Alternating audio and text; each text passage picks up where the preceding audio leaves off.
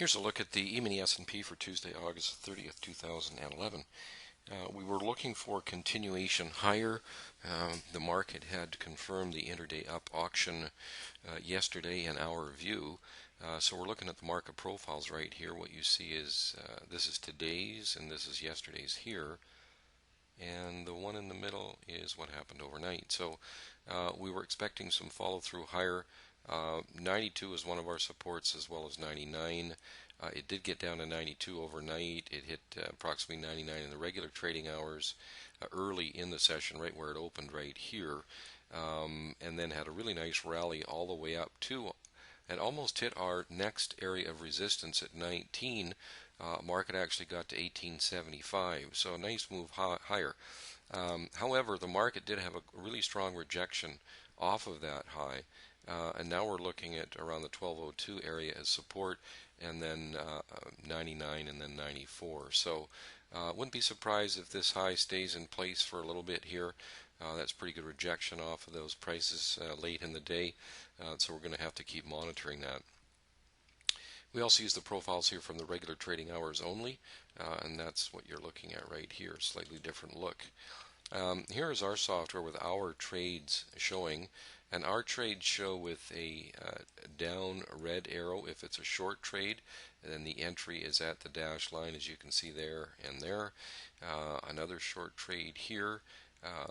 The long trades have a blue up arrow, as you can see right there, and there was two of them here, and this is where there's subsequent dash blue lines, which also identify the entry location.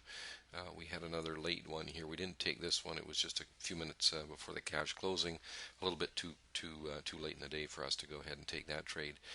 So we ended up by taking 5 trades today.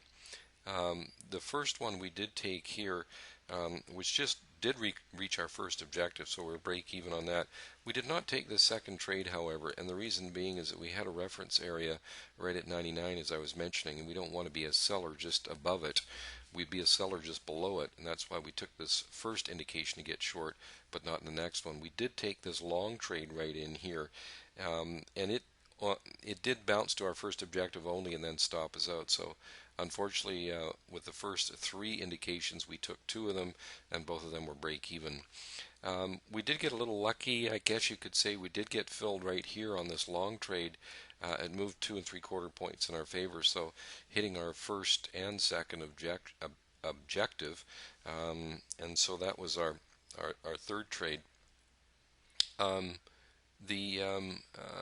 This other short trade that came in here, we did not take this trade because it only had it only had the filter going for it, and that was it. And of course, we only take a trade that has at least 2 out of our 3 requirements in it, and so as a result, we did not take that trade. I'm sorry, I missed a trade. This was taken right here. It hit our first objective on this trade. This was actually our 4th trade of the day. It did hit our first objective, but we weren't filled on it, so we had a 3-tick loss on that trade, and then we had our 5th trade over here kind of late in the day, but we were stopped on that, and even though it did move, once again 3 ticks in our favor, we didn't get a fill, so we ended up with a 3-tick loss in a full position there. So just kind of an, I don't know, we didn't really make any money today, and so that's just kind of how it is. Just sort of some break-even trades. One trade made some money, and another couple lost a little bit. So more or less a scratch kind of day. But I think we're a little bit concerned about this rejection off of the highs here, and we're looking in around that 13 to 14 areas as resistance at this point. Still the 19 area as well, even though it did get beyond the 13 today, which was another one of our reference areas. So the market is still in the up mode, but I wouldn't be surprised if it came off, had some follow through from this late sell-off. And as I said, we're looking at the 02 area as the first initial area of support, and then the initial area of resistance in around 13.